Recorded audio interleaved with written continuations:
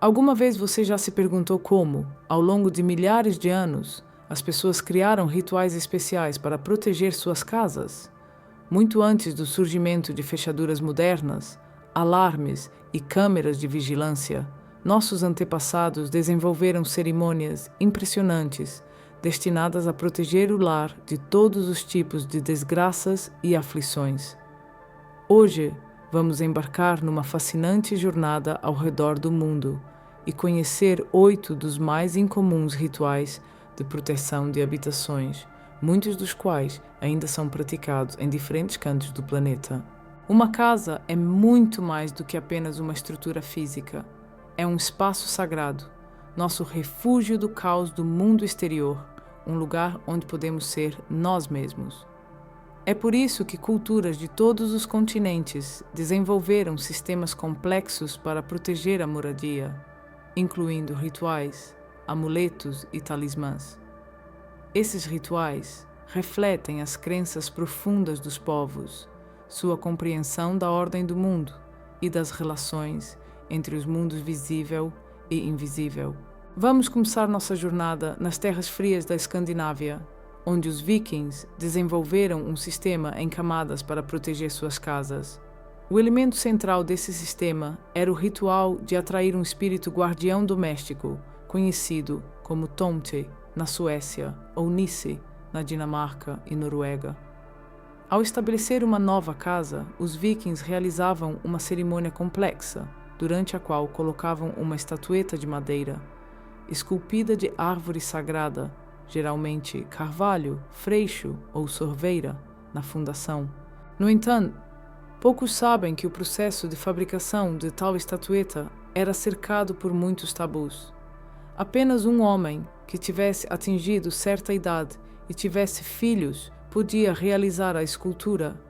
A árvore deveria ser cortada em um dia especial do ano, geralmente durante o solstício de inverno. A madeira não podia ser trabalhada com ferramentas metálicas, apenas facas de pedra ou osso eram utilizadas. Acreditava-se que qualquer violação dessas regras tornava a estatueta morta, incapaz de atrair um espírito protetor. Depois que uma estatueta era colocada na fundação, realizava-se o ritual de alimentação, através de uma abertura especialmente deixada no chão da casa. Derramavam leite, mel e cerveja, e também jogavam grãos e pão. Este ritual era repetido a cada lua nova durante um ano, após o qual o espírito guardião era considerado completamente vinculado à casa. Curiosamente, os vikings acreditavam na hereditariedade dos espíritos protetores. Se uma família se mudasse, eles realizavam um ritual especial, convidando o duende a se mudar com eles. Em casos particularmente importantes, por exemplo, antes de uma longa viagem marítima, quando os guerreiros deixavam mulheres e crianças em casa sem proteção, um ritual mais radical era realizado. Um animal, geralmente um galo ou cordeiro, era sacrificado a Odin com um pedido de proteção adicional e emparedado na fundação da casa. Arqueólogos encontraram repetidamente tais sepultamentos durante escavações de assentamentos escandinavos antigos. O que é especialmente surpreendente é que essas crenças eram tão fortes que continuaram a existir mesmo após a cristianização da Escandinávia. Nas casas camponesas, até o século XIX, manteve-se o costume de deixar uma tigela de leite para o duende durante a noite. E na Islândia, ainda hoje, se pode ouvir histórias sobre Huldufólk, o povo oculto que protege as moradias daqueles que os tratam com respeito. Vamos agora para a Terra do Sol Nascente, o Japão, onde existe um sistema antigo e extremamente complexo de proteção da casa, baseado nos princípios do shintoísmo e do budismo. 2 vezes por ano, nos últimos dias de junho, Nagoshi no Harai, e dezembro, o Suji no Harai, é realizada a cerimônia de purificação ou Harai, destinada a expulsar toda a negatividade que possa ter se acumulado na casa. O elemento-chave deste ritual é o shimenawa, uma corda especial trançada com palha de arroz no sentido anti-horário, direção considerada sagrada. Durante o processo de trançado, usa-se apenas a mão direita, pois a esquerda está associada à impureza. Na corda são fixadas tiras de papel em zigue-zague, shide, simbolizando relâmpagos, a arma dos deuses contra os espíritos malignos. Em algumas regiões também entrelaçam no shimenawa ramos da árvore sagrada de folha perene, sakake, folhas de samambaia e tangerinas, cada elemento tendo seu significado simbólico. Para a realização do ritual completo, é convidado um sacerdote shintoísta, Kannushi, que se veste com roupas especiais e conduz uma cerimônia de várias horas, incluindo purificação com fogo, água e sal. Curiosamente, o fogo para o ritual é obtido pelo método antigo, fricção de madeira contra madeira, e a água é retirada apenas de fontes sagradas. Durante a cerimônia, o sacerdote usa um haraeguchi, uma varinha ritual com tiras de papel, com a qual faz movimentos purificadores sobre todos os cômodos da casa. É particularmente interessante que em cada região do Japão, esse ritual básico é complementado por tradições locais. Por exemplo, na prefeitura de Tochigi, pequenas bonecas de palha, Wara Ninjo, são colocadas na casa para absorver energia negativa, após o que são queimadas em uma fogueira ritual. E nas regiões montanhosas de Kyushu, pratica-se a suspensão de buquês de ervas especiais sob o telhado, que afastam os espíritos malignos com seu aroma.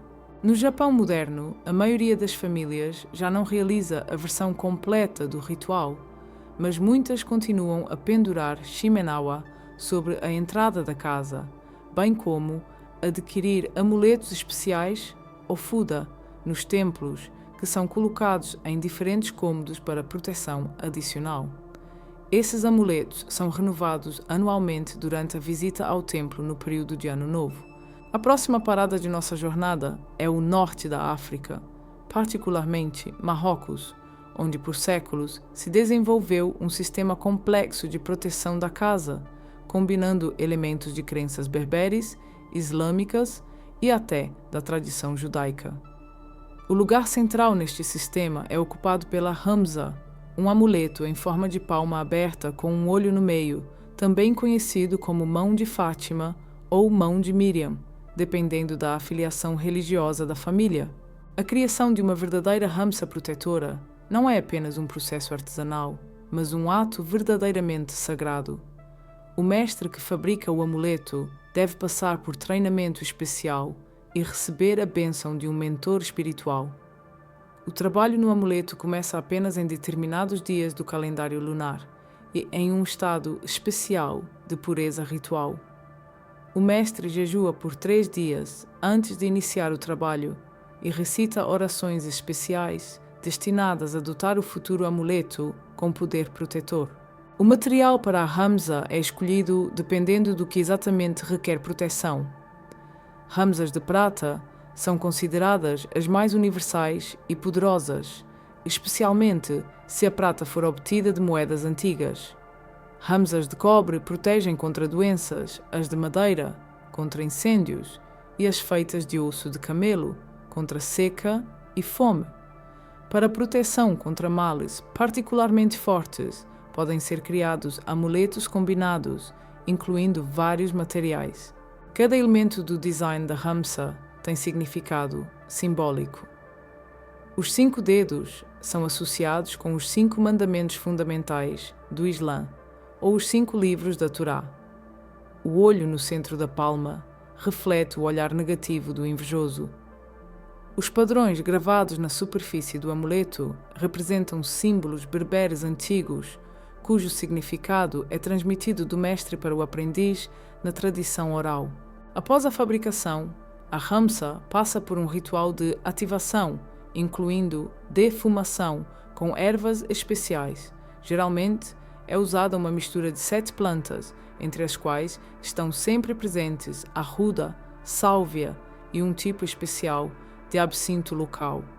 Então, o amuleto é carregado ao sol por 7 dias, após o que é considerado pronto para realizar sua função protetora.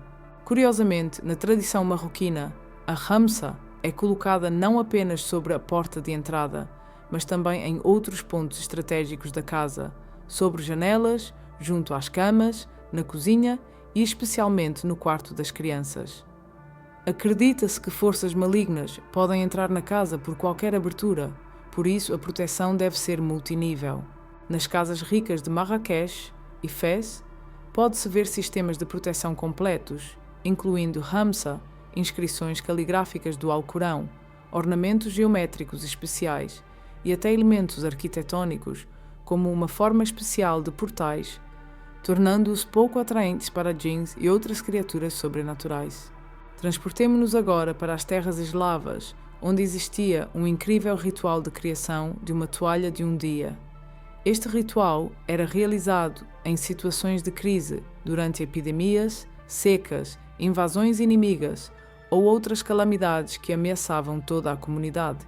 A toalha de um dia, ou seja, feita em um dia, era criada pelos esforços coletivos de todas as mulheres da aldeia em um único dia de luz, do amanhecer ao pôr do sol. Todo o processo, desde o processamento do linho até o produto bordado, acabado, deveria ser completado nesse tempo. Isso exigia uma organização incrível e ações coordenadas. O ritual começava com uma cerimônia especial de colheita do linho. As mulheres iam para o campo antes do nascer do sol, tendo que caminhar descalças e usando apenas camisas longas, sem cintos, cabelos soltos e ausência de cinto simbolizavam abertura para interação com forças superiores. Elas arrancavam o linho pela raiz, recitando encantamentos especiais. Então começava um processo de processamento em várias etapas. O linho era amassado, batido, penteado, fiado, tecido e bordado. Em cada etapa, diferentes grupos de mulheres trabalhavam, passando o material para o próximo grupo. Durante todo o processo, um rigoroso silêncio era mantido. Acreditava-se que qualquer palavra pronunciada poderia destruir o poder protetor da futura toalha. A comunicação era permitida apenas através de gestos. Atenção especial era dada ao bordado, que deveria conter símbolos protetores antigos. Losangos com pontos, símbolo de fertilidade. Cruzes, símbolo dos 4 pontos cardeais. Zigue-zagues, símbolo de água e chuva. E figuras estilizadas de mulheres com braços erguidos, representação da deusa protetora. As cores dos fios também tinham significado. Vermelho simbolizava força vital e proteção contra a morte. Azul, proteção celestial. Verde, conexão com o mundo vegetal e renascimento. Quando a toalha estava pronta, era realizada uma cerimônia final de consagração. Todas as mulheres da aldeia, segurando a toalha esticada, circulavam com ela ao redor do assentamento no sentido horário. Em cada ponto cardeal, faziam uma parada, e a mulher mais velha pronunciava encantamentos especiais, invocando proteção daquela direção. Então, a toalha era pendurada em uma árvore especial, geralmente um carvalho, na periferia da aldeia ou nos portões, criando uma fronteira simbólica entre o espaço protegido da comunidade e o perigoso mundo exterior. Historiadores observam que durante a epidemia de cólera de 1830, em algumas aldeias, a criação de uma toalha de um dia coincidiu com o fim da propagação da doença. Pesquisadores modernos explicam isso pelo fato de que a ação coletiva e o auto-isolamento das mulheres durante o ritual poderiam realmente impedir a transmissão da infecção. Surpreendentemente, elementos deste ritual foram preservados em algumas aldeias remotas da Rússia, Bielorrússia e Ucrânia até meados do século XX. Nos anos 1920, etnógrafos documentaram a realização deste ritual durante uma seca em várias aldeias da província de Smolensk, e em 1941, com o início da Grande Guerra Patriótica, em algumas aldeias da região de Arkhangelsk, mulheres criavam toalhas de um dia para proteger seus filhos e maridos que tinham ido para a frente de batalha. Agora vamos para as altas montanhas do Tibete, onde um complexo sistema de bandeiras de oração coloridas, Lungta, que traduzido significa cavalo de vento, é usado para proteger a habitação. Esta tradição tem suas raízes na antiga religião Bön, que precedeu o budismo, mas com o tempo foi integrada às práticas budistas. As bandeiras de oração tibetanas são pequenos pedaços retangulares de tecido de 5 cores enfiados em uma corda. Cada cor corresponde a um dos 5 elementos. Azul, ou azul claro, simboliza o céu e o espaço. Branco, ar e vento. Vermelho, fogo. Verde, água. E amarelo, terra. A sequência de cores tem importância fundamental e deve sempre ser observada exatamente nesta ordem, simbolizando a harmonia de todos os elementos do universo. Em cada bandeira são impressos mantras sagrados, orações ou imagens. No centro, frequentemente é colocada a imagem do Lungta, o mítico cavalo de vento, carregando nas costas uma joia que realiza desejos. Nos cantos da bandeira, geralmente são representados 4 animais sagrados, simbolizando as 4 direções: tigre, leste; leão da neve, norte; garuda, o pássaro-homem, oeste; e dragão, sul. Cada uma dessas criaturas possui qualidades protetoras especiais. A fabricação de bandeiras de oração é um processo sagrado, exigindo a observância de certas regras. Tradicionalmente, o tecido para as bandeiras é tingido com corantes naturais e a impressão é feita manualmente usando blocos de madeira, transmitidos de geração em geração. Antes da fabricação, o mestre deve se purificar física e espiritualmente, e o processo é acompanhado pela recitação de mantras. Acredita-se que bandeiras criadas em estado de emoções negativas não apenas não protegerão a casa, mas podem atrair energias desfavoráveis. Pendurar as bandeiras é um ritual separado, que preferencialmente é realizado em dias especiais do calendário budista. O dia considerado mais favorável é o Losar, Ano Novo Tibetano, ou dias associados a Buda Shakyamuni. As bandeiras são penduradas no telhado da casa, formando linhas que vão dos 4 cantos para um mastro central. Durante a instalação das bandeiras é recitada uma oração especial, invocando forças protetoras e bênção para todos os habitantes da casa. De acordo com as crenças tibetanas, quando o vento agita as bandeiras, as orações escritas nelas se espalham em todas as direções, abençoando não apenas a casa e seus habitantes, mas todos os seres vivos aos quais este vento chega. Assim, cria-se um campo protetor constantemente atuante, que afasta espíritos malignos e atrai energias favoráveis. Uma característica interessante desta tradição é que as bandeiras nunca são removidas.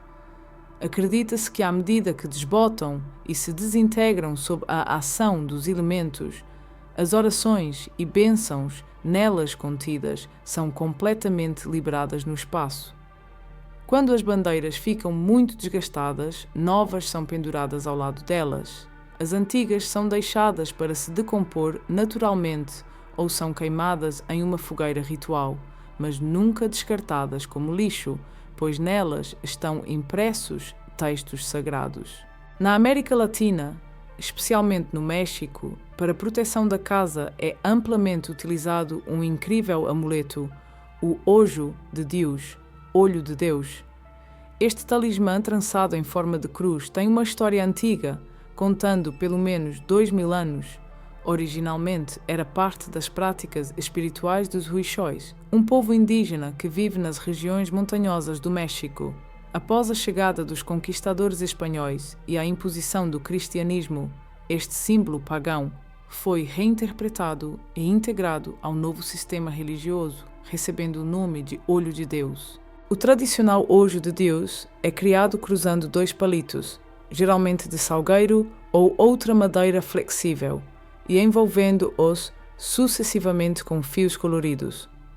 O processo começa do centro e move-se em espiral até a borda externa, criando um padrão em forma de losango.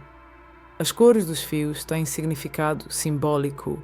Azul protege contra forças malignas, vermelho confere energia vital, amarelo atrai bênção solar, verde está ligado à fertilidade e prosperidade, e branco simboliza pureza e espiritualidade. Na tradição Huishou, a criação do olho de Deus não é apenas um artesanato, mas uma prática espiritual. O processo de trançado é acompanhado por orações e um estado meditativo especial. Acredita-se que o mestre coloca parte de sua alma no amuleto e é por isso que o olho de Deus possui a capacidade de proteger a casa e seus habitantes. Cada movimento durante o trançado tem um sentido sagrado. A primeira cruz simboliza o nascimento e a gradual expansão do padrão, o crescimento espiritual e a expansão da consciência. Particularmente interessante é a tradição de criar olhos de Deus multinível para crianças. Quando nasce uma criança, cria-se o primeiro, menor nível do amuleto. Então, a cada ano, no aniversário da criança, adiciona-se um novo nível, mais amplo, até que a criança complete 5 anos. Acredita-se que nessa idade, a alma se une completamente ao corpo e estabelece-se uma forte conexão com o mundo espiritual. O amuleto completo de 5 níveis atua como protetor da alma da criança neste período crítico. Em algumas regiões do México, existe a tradição de incorporar um pequeno espelho no centro do ojo de Deus. Tal amuleto é chamado ojo espejado, olho espelhado, e é considerado especialmente poderoso, pois não apenas reflete energias negativas, mas também as devolve ao remetente. Às vezes, também são entrelaçadas no amuleto penas de pássaros, pedaços de osso ou conchas, cada um desses elementos fortalecendo um aspecto específico de proteção. A colocação do ojo de Deus na casa também segue certas regras. O amuleto principal é pendurado sobre a porta de entrada, com a base direcionada para dentro da casa para atrair bênçãos, e as pontas afiadas para fora para afastar o mal. Amuletos adicionais são colocados sobre janelas e nos cantos dos quartos. Nos dormitórios, os olhos de Deus são pendurados sobre as camas para proteger os dorminhocos de pesadelos e influências negativas. No México moderno, esses coloridos talismãs podem ser vistos em quase todas as casas, não apenas em áreas rurais, mas também em apartamentos urbanos. Muitas famílias mantêm a tradição de sua fabricação, transmitindo a técnica de trançado de geração em geração e assim preservando a conexão com as antigas práticas espirituais de seus antepassados. O próximo ritual de proteção da casa nos leva à África Ocidental, onde muitas tribos, particularmente os Yorubás na Nigéria e os beninenses em Gana, praticam um complexo ritual de criação de máscaras protetoras em gema. Estas máscaras, instaladas sobre a entrada da habitação, são consideradas não apenas símbolos, mas receptáculos de verdadeiros espíritos protetores, prontos para repelir qualquer ameaça à casa e seus habitantes. A criação de uma máscara em gema é um processo extremamente complexo, cercado por numerosos rituais e tabus. Apenas mestres especialmente treinados, que passaram por uma iniciação de muitos anos e receberam a bênção dos anciãos da tribo, podem se dedicar a isso. O mestre, na fabricação de máscaras, ocupa uma posição especial na hierarquia tribal. Ele é considerado um elo entre o mundo dos homens e o mundo dos espíritos. O processo começa com a escolha de uma árvore adequada. Não pode ser qualquer árvore, apenas determinadas espécies, consideradas sagradas, são adequadas para a criação de uma máscara. Antes de derrubar a árvore escolhida, realiza-se um ritual especial, durante o qual o mestre se comunica com o espírito da árvore, explicando para qual propósito ela será usada e pedindo permissão para o corte. Oferendas são deixadas nas raízes da árvore, geralmente vinho de palma, nozes de cola e ovos. Depois que a árvore é derrubada, começa o processo direto de escultura. O mestre trabalha em estado de transe ritual, alcançado através de cantos especiais, danças e, às vezes, consumo de plantas psicoativas.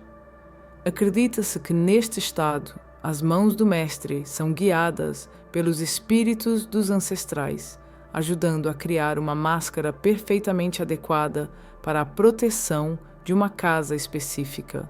Cada elemento da máscara tem significado simbólico.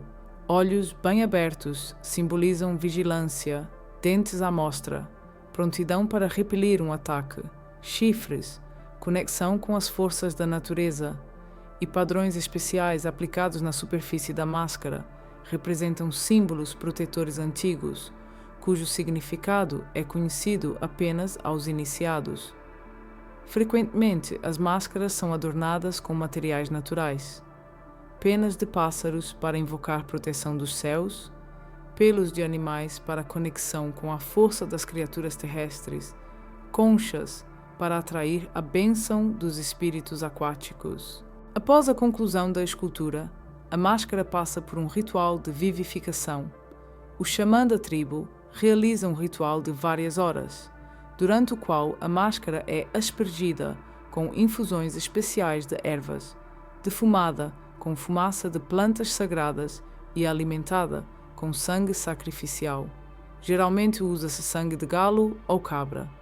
Durante este ritual são proferidos encantamentos antigos, convocando o espírito protetor a habitar a máscara. A instalação da máscara sobre a entrada da casa também é acompanhada por um ritual especial. Os habitantes da casa devem realizar um ritual de purificação, após o qual o homem mais velho da família pede à máscara que proteja todos que viverão sob este teto.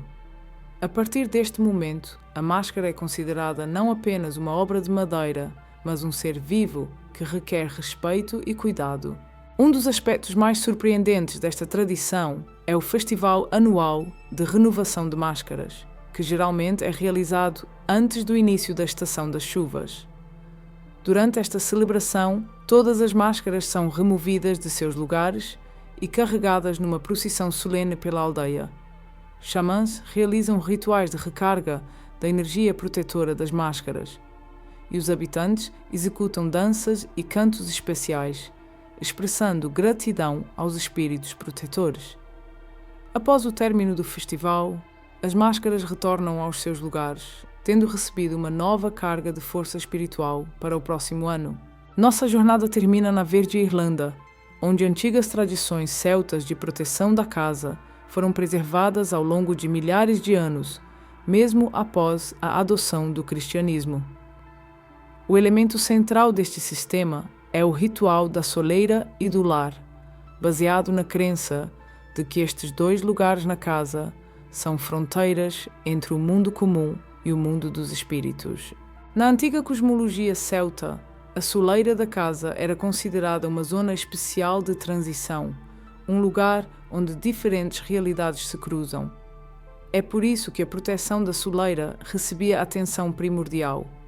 Ao estabelecer uma nova casa, objetos de ferro eram enterrados sob a soleira, ferraduras, facas, pregos ou símbolos protetores especialmente forjados pelo ferreiro.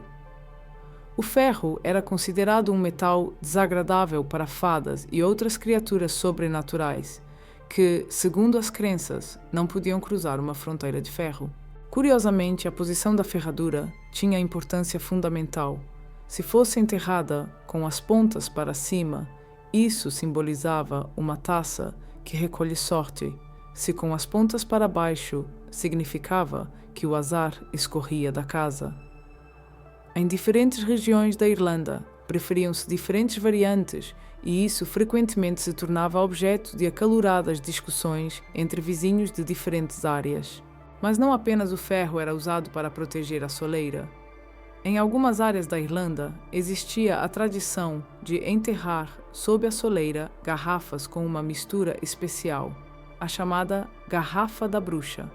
Em tal garrafa, colocavam-se objetos pontiagudos, agulhas, vidro quebrado, espinhos, cabelos e unhas dos habitantes da casa, como representação simbólica de sua essência. ervas com propriedades protetoras, cardo, sorveira, erva de São João e, frequentemente, urina dos moradores. Acreditava-se que esse forte odor afastava criaturas sobrenaturais.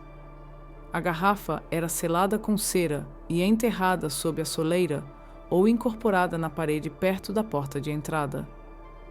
Arqueólogos regularmente encontram tais garrafas durante escavações e restaurações de antigas casas irlandesas, sendo que algumas delas datam dos séculos XVII e XVIII, o que testemunha a longa preservação desta tradição. Um lugar de poder não menos importante era considerado o lar doméstico. O fogo, na tradição celta, era percebido como uma divindade viva, capaz de proteger a casa contra forças malignas. Ao estabelecer uma nova casa, carvões, retirados do lar da casa dos pais ou da morada do membro mais respeitado da comunidade, eram colocados na base do lar. Este ritual simbolizava a continuidade da proteção e bênção, transmitidas de geração em geração. Os antigos irlandeses acreditavam que o fogo no lar nunca deveria se extinguir completamente. À noite, os carvões eram cobertos com cinzas para preservar o calor latente até a manhã. Se o fogo ainda assim se extinguisse, isso era considerado um presságio extremamente ruim e um ritual especial de sua revivificação era necessário. Não se podia simplesmente acender um novo fogo. Era preciso ir até os vizinhos e pedir carvões do lar deles, sendo que isso deveria ser feito por uma mulher, descalça e com a cabeça descoberta, em sinal de humildade perante o espírito do fogo. Particularmente interessantes são os rituais relacionados ao lar, que eram realizados na véspera de importantes festivais celtas. Por exemplo, na noite de Samhain, o Halloween moderno, todos os fogos na casa eram apagados e então reacendidos a partir da fogueira sagrada comum acendida pelos druidas. Acreditava-se que dessa forma o lar recebia um poder protetor especial para o próximo período de inverno. No lar também se colocavam ervas e materiais protetores especiais. A madeira da sorveira, considerada uma árvore sagrada que protege contra a feitiçaria, era queimada em dias especiais do ano. Folhas de samambaia, coletadas na noite do solstício de verão, eram adicionadas ao fogo para proteção contra fadas. Em algumas áreas existia o costume de periodicamente jogar um punhado de sal no fogo, o que deveria afastar espíritos malignos pelo característico estalo e lampejos de chama. Surpreendentemente, esses rituais antigos não desapareceram completamente mesmo com a chegada do cristianismo. Eles se transformaram, adquiriram uma nova justificativa religiosa, mas sua essência permaneceu a mesma. Assim, a proteção da soleira com objetos de ferro transformou-se no costume de pendurar uma cruz forjada sobre a porta. E no fogo do lar começaram a jogar ervas e velas abençoadas na igreja. No dia de Santa Brígida, 1º de fevereiro, que substituiu o antigo festival de Imbolc, as mulheres irlandesas ainda hoje tecem cruzes especiais de palha ou junco que penduram sobre a porta de entrada para proteger a casa. Essas tradições se mantiveram especialmente firmes em áreas rurais remotas da Irlanda. Ainda nos anos 1950, etnógrafos registravam casos em que, durante a construção de uma nova casa, os antigos rituais de proteção da soleira e do lar eram observados, embora seus participantes nem sempre pudessem explicar o significado de suas ações. E em algumas famílias irlandesas, até hoje existe a tradição de, ao se mudar para uma nova casa, primeiro levar algo de ferro, por exemplo, um atiçador ou ferradura, e trazer carvões ou cinzas do antigo lar. Todos esses incríveis rituais de proteção da habitação de diferentes partes do mundo nos lembram que uma casa sempre foi e continua sendo algo mais do que apenas uma estrutura física.